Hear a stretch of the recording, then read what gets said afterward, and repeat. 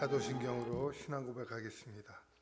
전능하사 천지를 만드신 하나님 아버지를 내가 믿사오며 그 외아들 우리 주 예수 그리스도를 믿사오니 이는 성령으로 잉태하사 동정녀 마리아에게 나시고 본디오 빌라도에게 고난을 받으사 십자가에 못 박혀 죽으시고 장사한 지 사흘 만에 죽은 자 가운데서 다시 살아나시며 하늘에 오르사 전능하신 하나님 우편에 앉아 계시다가 저리로서 산자와 죽은 자를 심판하러 오시리라. 성령을 믿사오며 거룩한 공회와 성도가 서로 교통하는 것과 죄를 사하여 주시는 것과 몸이 다시 사는 것과 영원히 사는 것을 믿사옵나이다. 아멘. 찬송가 150장. 찬송가 150장.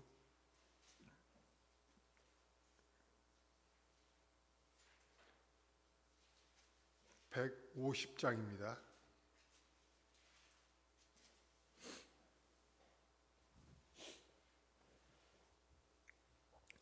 갈보리 산 위에 십자가 섰으니 주가 고난을 당한 표라. 험한 십자가를 내가 사랑함은 주가 보혈을 흘림일세. 최후 승리를 얻기까지 주의 십자가 사랑하리. 빛나며 멸류관 받기까지 험한 십자가 붙들겠네. 전대받은 주의 십자가에 나의 마음이 끌리도다. 귀한 어린 양이 세상 죄를 지고 험한 십자가 지셨도다. 승리를 얻기까지 주의 십자가 사랑하리. 빛나며 멸류관 받기까지 험한 십자가 붙들겠네. 험한 십자가에 주가 흘린 피를 믿는 마음으로 바라보니 용서하고 내 죄 사시려 주가 흘리신 보혈이라. 최후 승리를 얻기까지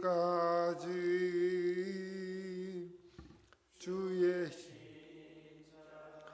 사랑하리.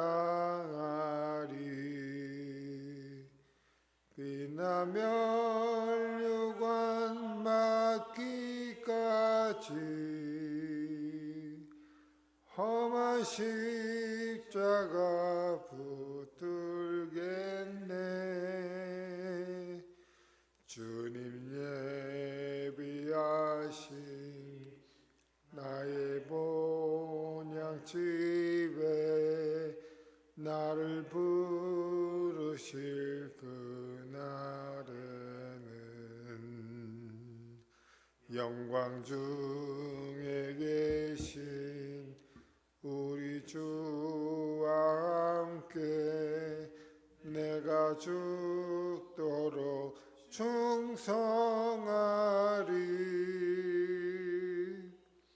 최후 승리를 얻기까지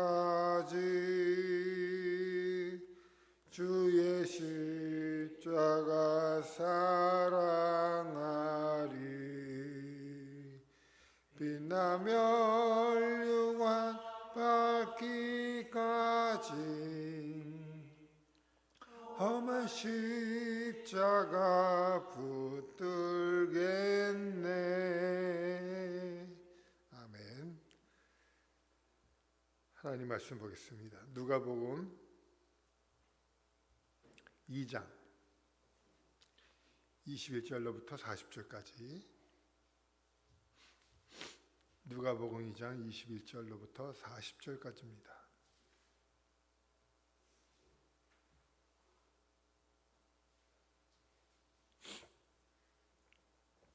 교독하시고 마지막 절 함께 읽습니다. 할례할 8일이 되매 그 이름은 예수라 하니 곧 잉태하기 전에 전사가 일컬음 바라라.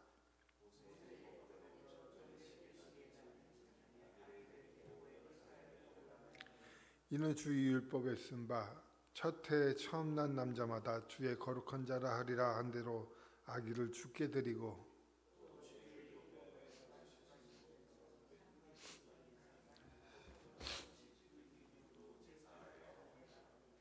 예루살렘에 시므온이라 하는 사람이 있으니 이 사람은 의롭고 경건하여 이스라엘의 위로를 기다리는 자라.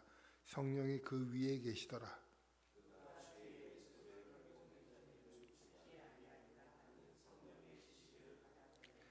성령의 감동으로 성전에 들어가매 마침 부모가 율법의 관례대로 행하고자 하여 그 아기 예수를 데리고 오는지라. 주제여 이제는 말씀하신 대로 종을 평안히 놓아주시는도다. 이는 만민 앞에 예비하신 것이요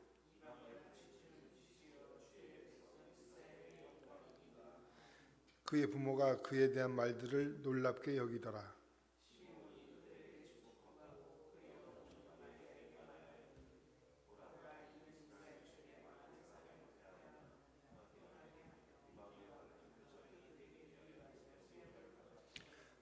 또 칼이 네 마음을 찌르듯 하리니 이는 여러 사람의 마음의 생각을 드러내려 함이니라 하더라.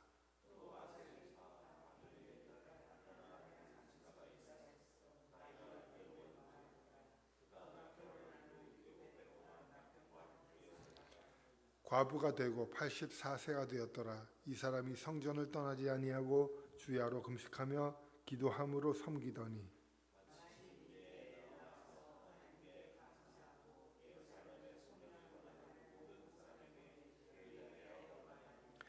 주의 율법을 따라 모든 일을 마치고 갈릴리로 돌아가 본 동네 나사렛에 이르니라. 아기가 자라며 강하여지고 지혜가 충만하며 하나님의 은혜가 그 위에 있더라. 아멘. 할렐루야. 오늘도 하나님의 은혜로 말미암아서 승리하는 삶을 살게 되시는 오늘 하루 되시기 바랍니다. 예수님의 탄생은 역사적인 사실이죠.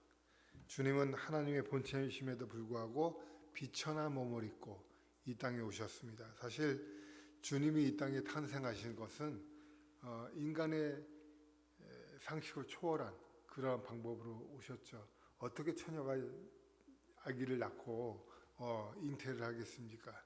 하나님의 방법은 이렇게 이 사람의 머리로는 절대 이해할 수 없는 그런 방법으로 일하십니다.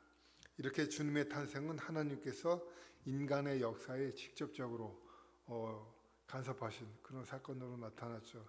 그 사건은 인류를 구원하셔서 새로운 시대를 여시는 그런 역사적 사건으로 일어났다는 것입니다. 하지만 이 사건이 누구나 다 볼 수 있도록 나타나는 게 아니에요. 이 특정 사람들만 보게 됩니다. 오히려 주님이 탄생하셨을 때 그리스도를 알아보고 또 경배드린 사람은 그렇게 많지 않았습니다. 그러면 누가 이 예수님을 알아보고 경배드리고 찬양을 했을까? 첫 번째로 비천한 사람들이 비천한 사람들이라고 오늘 성경은 얘기하고 있죠. 주님의 탄생을 찬양하고 경배한 사람은, 목격한 사람들은 궁전에 있는 사람들이나 성전에 있는 사람들이 아니었습니다.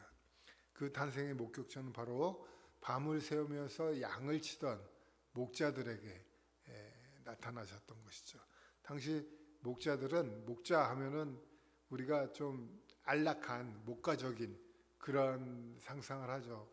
넓은 초원에서 양을 치고 또 개를 기르면서 그렇게 좀 좋은 아름다운 풍경이 우리에게 떠오르지만은, 이 당시의 목자들은 그렇게 안락하거나 또 평안함하고는 거리가 멀었습니다. 그 목자들은 당시에 법정의 증인으로도 못 쓸 정도로 그렇게 비천한 사람들이었고 사회적으로 소외된 사람들이었습니다. 그리고 자기 땅이 없어서 남의 땅을 빌어서 가축을 치는 그런 사람들이 대부분이었죠. 그리고 목자들은 언제든지 양을 치다가 사자나 늑대 같은 맹수들에게 해를 입을 수도 있는 그러한 존재였습니다. 여러분, 사무엘 선지자가 다윗을 찾으러 갔을 때 그 이새가 7 아들을 보여주고 나서 더 아들이 없느냐라고 물었을 때 막내가 있는데 저기 양 치러 갔습니다. 그렇게 얘기를 하잖아요. 왜 막내 아들을 양을 치게 했을까요? 그것은 막내 아들이 있으나 없으나 뭐 상관없는 그러한 존재였기 때문입니다. 왜냐하면은 그 당시에도 양을 치다 보면은 맹수들에게 물려 죽는 그런 일이 허다했다고 해요. 그러니까 아들 7이나 더 있으니까 막내 아들은 그냥 뭐 양치다가 어떻게 잘못해도 장남도 있고 둘째도 있고 셋째도 있고 넷째도 있고 7째까지 있으니까 괜찮다. 아마 그런 생각으로 양을 치러 보내지 않았나, 그렇게 말하는 학자들도 있어요. 그렇게 목자라는 직업이 그 당시에는 굉장히 인정받지 못하던 그러한 직업이었습니다. 하지만 하나님께서는 그러한 목자들에게 천군 천사를 보내주셔서 그리스도의 탄생 소식을 듣게 하시고 목자들로 하여금 직접 구세주 되시는 예수님을 만나 뵙고 목격하고 또 경배하고 찬양드리게 하셨던 것이죠. 이것은 예수님의 사역과 아주 깊은 관련이 있습니다. 예수님의 어머니 마리아는 천사 가브리엘의 탄생 예고를 듣고 찬가를 부릅니다. 마리아의 찬가라고 되어 있죠. 그것은 이런 내용이 있습니다. 부자와 교만한 자와 권세 있는 자들이 하나님께 버림을 받고 비천한 자와 줄인 자들이 높여질 것이다. 이런 내용으로 찬미를 드립니다. 실제로 예수께서는 공생의 기간 동안 사회에서 버림받은 자들 그리고 죄인들을 돌아보시면서 복음을 전하셨습니다. 이는 무엇을 말하냐? 믿는 자들도 비천한 자의 마음을 잘 알고 또 어려운 사람들을 돕고 그들을 섬기면서 살아야 된다는 것을 이야기하고 있죠. 주님은 마태복음 25장에서 양과 염소를 갈릴 것이다 라고 말씀하시면서 이렇게 경고하셨습니다. 최후 심판의 날 비천한 자와 줄인 자와 아파하는 자들에게 행한 것이 판단 기준이 될 것이다. 우리가 굶주린 자에게 먹을 것을 주지 않고 비천한 자를 높이지 않고 소외된 자들을 돌아보지 않을 경우에는 우리가 염소의 편에 서게 될 것이다 라는 말씀을 주셨던 것이죠. 때문에 그리스도인이라면 마땅히 예수님께서 행하신 대로 비천한 자들, 소외된 자들, 아프고 굶주린 자들을 먼저 생각하고 그들에게 도움의 손길을 뻗는 것이 마땅한 일이 되는 것이죠. 두 번째로 주를 보았던 사람들은 어떤 사람들이냐? 하나님의 구원을 간절히 기다리던 사람들, 오늘 본문에 나온 사람들 중에 예수님의 부모는 예수님이 나으신 지 8일 만에 이제 할례를 받으러 성전으로 갑니다. 그런데 주님을 보았던 제사장이나 종교 지도자들이 주님을 보고 찬미했다, 경배했다라는 말은 전혀 나오지 않아요. 다만 누가 나오니까 시므온이라는 사람, 그리고 안나란 사람이 나오죠. 시므온은 일찍이 천사로부터 이제 계시를 받죠. 네가 그리스도를 보기 전에는 절대 죽지 않을 것이다라는 계시를 받습니다. 그리고 안나는 과부가 된 지 84년이나 되었지만 성전에서 기도하고 경배하던 그러한 사람이었습니다. 시므온과 안나는 당시 이 성전에 있던 제사장이나 또 서기관들이 보기에는 좀 답답한 사람들이었을 거예요. 왜냐하면은 그리스도가 온다는 것을 기다리는 그 행위가 이 사람들의 눈에는 그렇게 똑똑하게 보이지 않았기 때문이죠. 언제 올 줄 알고, 언제 오실 줄 알고 그걸 기다리냐. 그렇지만은 시므온은 분명히 계시를 받았기 때문에 그 믿음 잃지 않고 찬양하고 기도하고 경배하면서 하나님을 찬양하고 경배하면서 그리스도의 나심을 기다렸던 것이죠. 그리고 마침내 하나님의 계시대로 이렇게 아기 예수님을 만나보게 되었던 것입니다. 시므온과 안나는 당시 종교 지도자들과는 다르게 참된 믿음을 가진 그런 사람들이었습니다. 그들은 항상 찬송과 예배의 삶을 살았고 하나님의 구원의 역사를 기다리던 그런 참 신앙인이었던 것이죠. 이렇게 주님의 탄생을 목격한 사람은 종교적으로 권위가 있고 지위가 있었던 바리새인이나 서기관 그리고 대제사장이 아니라 참된 경건의 삶을 살았지만 소외되기 쉬웠던, 비판받기 쉬웠고 또 비웃음거리가 되기 쉬웠던 시므온과 안나 같은 사람들이었습니다. 이렇게 하나님의 뜻과 계획을 목격하면서 성취하는 사람들은 결코 사회적 지위나 종교적 특권을 가진 사람들이 아닙니다. 가장 중요한 것은 외적인 요소가 아니라 마음의 중심으로 하나님의 구원하심을 간절히 기다리면서 기도하고 찬양하고 하나님을 높이는 행위가 우리 믿는 자들에게 가장 중요한 그러한 자세가 되는 것이죠. 우리 모두는 하나님의 뜻을 쫓아서 하나님의 나라와 그 일을 추구하는 성도들만이 온전히 예수 그리스도를 경배할 수 있다는 사실을 알고 언제나 신실한 마음으로 주님을 섬기고 주님을 경배해야 하는 것입니다. 여러분, 오늘 말씀 마음판에 굳게 새기고 언제나 누가 뭐라던 상황이 어떻든 신실한 마음으로 주님만을 경배하고 하나님만 섬기는 여러분 되시기를 주님의 이름으로 간절히 축원합니다. 기도하겠습니다. 하나님 감사합니다. 주님께서 그 당시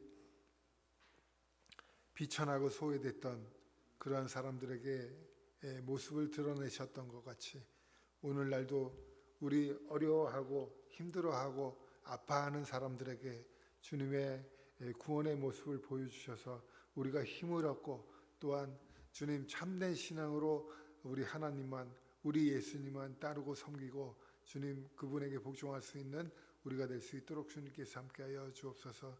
아버지, 세상을 살아가면서 힘들 때도 있고 어려울 때도 있고 절망할 때도 있고 넘어질 때도 있습니다. 하나님께서 우리를 긍휼히 여기셔서 하나님의 구원의 역사를 우리의 심령 속에 이루어 주시옵소서.